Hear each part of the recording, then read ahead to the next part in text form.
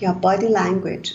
Actually, I found a book related to body language. Unfortunately, I couldn't read the book, but the title, has attracted my attention. The title is "What Everybody Is Saying." It's very, unique title from my point of view. And on the other hand, I've seen a movie, The Sleeping Dictionary, which is related exactly to, a part of the movie related to body language. Here, there is an Englishman who is a part of English colonies in Sarawak, in Malaysia, encounters a very beautiful ladies who is Jessica Alba, and okay, she enrolls a local woman whom he learns Malay language by her body language. Okay, the definition of body language is the conscious and also unconscious movements and posture by which attitudes and also feeling are communicated. So it is a type of non-verbal communication. It's a kind of non-verbal communication in which physical behavior are used to convey, are used to express information. This behavior, such behavior includes facial expression or body posture, eye movement, touch, and something, etc. The most interesting part is that I found body language exists in both animals and humans, but here, okay, I'm just focusing on interpretation of human body language. It is also known as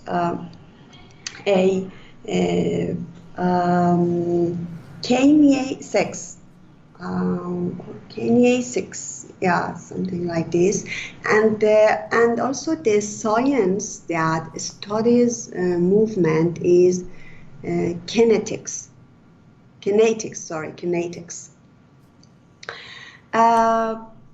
Body language must not be confused with sign language. Yeah, sign language is totally different. A sign language is full language like spoken, which is based on grammar systems and have their own complex grammar systems.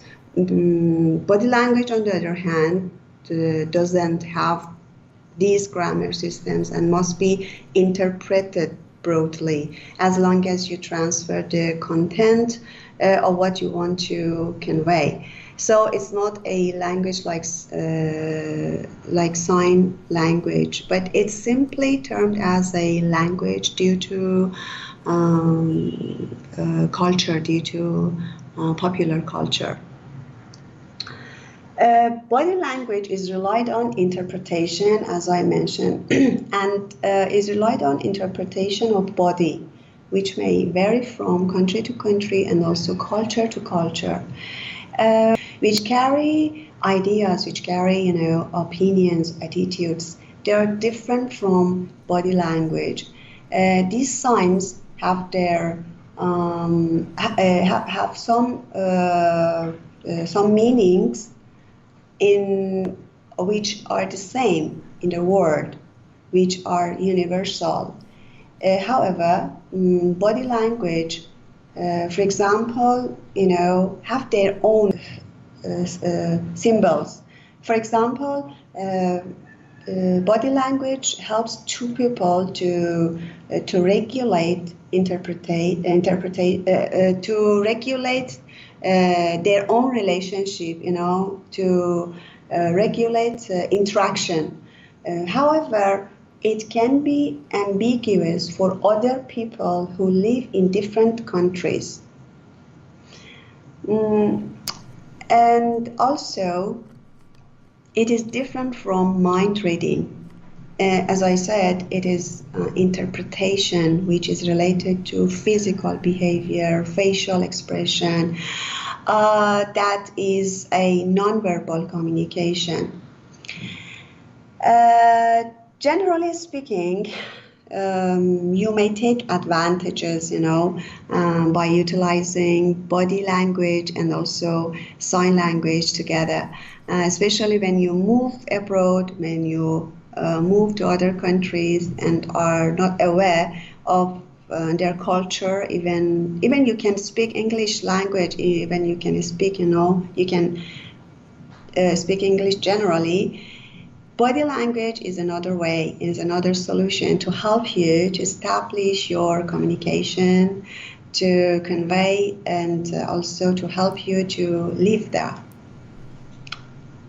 Done. Thank you very much. I enjoyed it so much, and congratulations. You have made so much progress. I didn't experience any specific or noticeable pause as I used to. And it was fluent. I mean, the flow of your speech was really great. And thank you. And also the information you just presented in this lecture was great. You used some examples, your own experience, and also some technical pieces of information or words. That was fantastic. Thank you. You're welcome. I should thank you. Alright, you said unique, it's unique, second syllable. And let me see. And you said it's better to say posture, not posture. Posture. And do you know the difference between posture and gesture?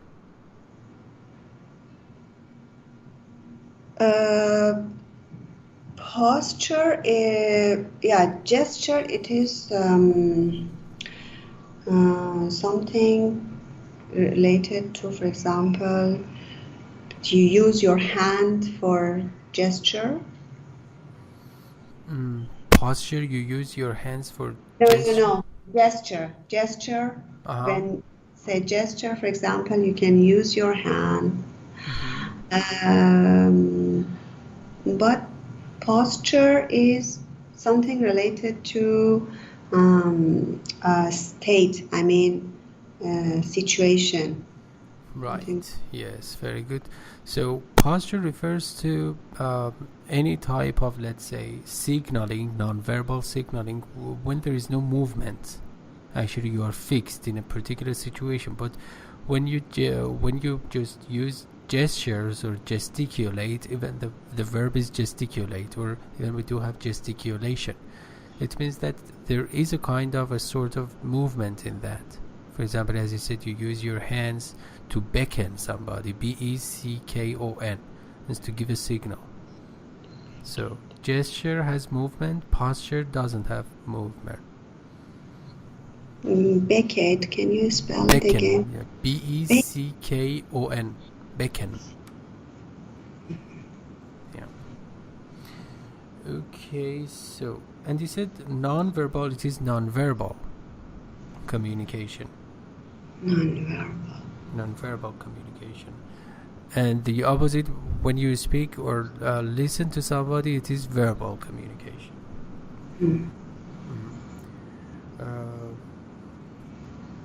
And we do have a nice saying in English, and it reads, the eyes of men converse more than their tongues. Have you heard of that? No. The eyes of men, here men means men and women. Converse is the verb form of conversation. It means speak. Oh, yes. More than their tongues. What does that mean? Could you reinterpret that? Sure. It means you can talk with your eyes, you can transfer any emotion of your mind by your minds, by your eyes, Mm-hmm. to say what is your, for example, emotion at that time. Yes. Actually, when I was searching about the meaning of body language, I was confusing exactly in this part because they said there is you shouldn't mix. You shouldn't be confused between um, mind reading Mm-hmm. and body language. However, in some in some parts you can read mind reading. You can read the mind of person. Uh, Yeah, it is can you guess in what specific case or from what particular perspective they are different? There is a particular, let's say, difference between mind reading and body language. Do you know? uh, Well, as a matter of fact, as far as I know, mind reading is a more technical uh, branch of science or something, in order to decode some meanings, and they are accurate. And usually it is one sided. For example, one person reads the mind of another one. But when it comes to body language, it must be reciprocal or mutual, two sided, because actually it focuses on a successful communication. But mind reading, actually, generally, one person tries to read the mind of another person, and it's more technical, as I said, or professional. Yeah, we have mind readers, and but maybe actually not any body language expert could be a successful mind reader. Body language, I think body language has broad meaning because has each of us has their own appearance. So this individual appearance is a kind of is a kind of gesture, is Right. a kind of own gesture. Mm-hmm. Yeah. For example, Mm-hmm. you can see somebody is sitting there and another person is sitting beside Mm-hmm. of him, but because of the type of their sitting, you can Mm-hmm. get some meaning. This That's is true. just this is a kind of, I think. As you said, it is culture bound. It's subject to different culture systems, cultural systems. For example, in one system, actually, if you just sit in a particular way, it's not rude. But in another cultural system, actually, it is completely rude or impolite. And but there are some shared commonalities or commonplace or shared features or core. You see, all right. Shared. Shared core, core, means the main or the skeleton of that actually is almost identical or the same in various cultures.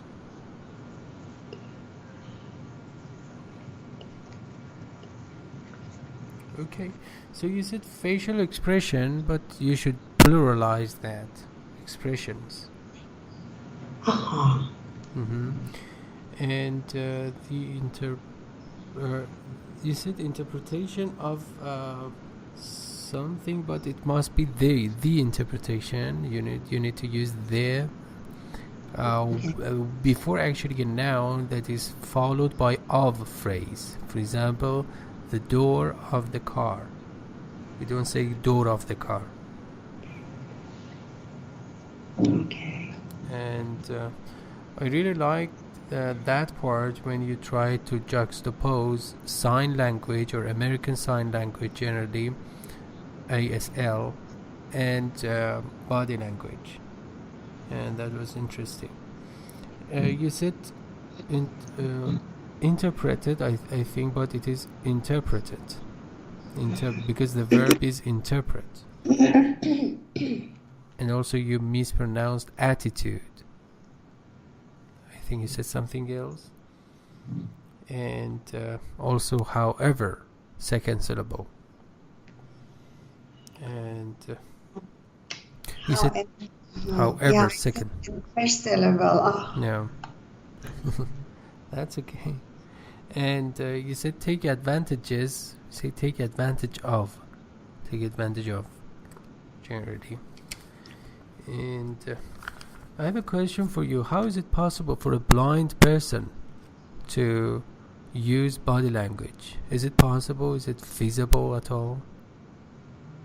Yeah, of course it's possible because they have everything in their mind.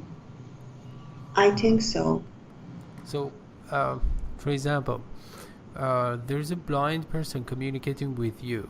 What do you think that person is just reviewing in his mind at the time of communication? Oh, for example, they don't know a way.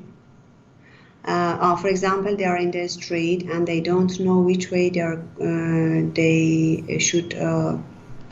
No, that And is then not body language. I'm sorry to interrupt you. That is not body language. Body language usually actually takes place in conversation with another person or in communication with another person. And I just elaborated on that. For example, Mojgan is communicating with a blind person.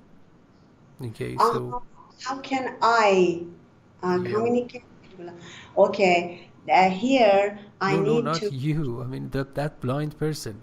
What do you think what is going on in that blind person's mind at the time of communicating with you? What does he pay attention to? Okay, here I think touch, and also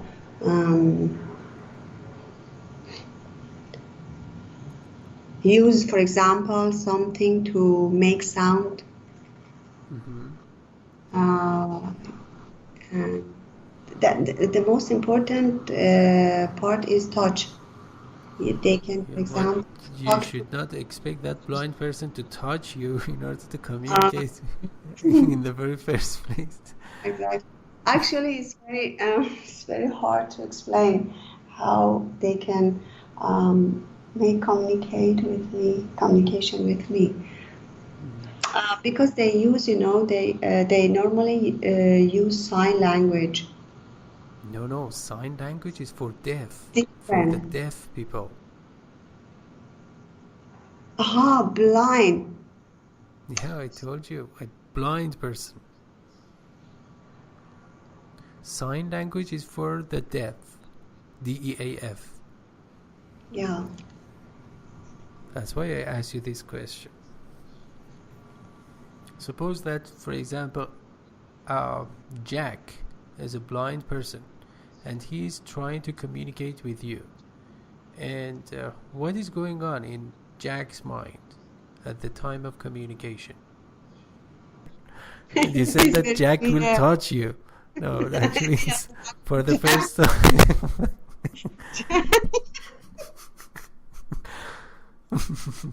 Jack can hit me. Hey. Oh, come on. Well, they generally focus on the rising and falling of your intonation, and also the sound of your footsteps, and generally they try to focus on their hearing ability. And they are good at it. They make conjectures and guesses that are almost accurate. They focus on even actually the way you breathe in, whether you are angry. They can see these things that are hidden to us. But at first, how they can make communication is still Yeah, I they can't. are not. They are not. Let's say dumb. They can speak. They can speak, and they use their verbal communication. They don't have any problem with that. But in order to just maximize or make use of nonverbal communication, they try to focus on, for example, your intonation, the way you, for example, whether you are gasping or whether you're in a hurry, and whether even actually you are looking around, because when you look directly at them, actually the volume of your voice is stronger, so they focus automatically, they focus on these things.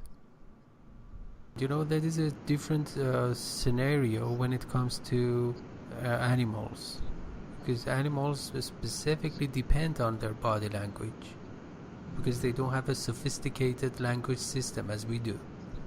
Mm. They don't have any grammar concept or pronouns and something like this, so their communication is most of the time just carries the label of instinctive. It's based on instincts. Yeah, that is a very complicated issue, by the way, body language. Body language, by the way, actually is more or less located in the right hemisphere, because it has something to do with the images and the interpretation of images, and verbal language, that is any type of spoken language, using the language which is spoken, is more or less primarily localized to the left hemisphere. So what happens when you use both verbal and verbal communication? You can use both of your hemispheres at the same time in order to arrive at a better communication. Yeah, exactly.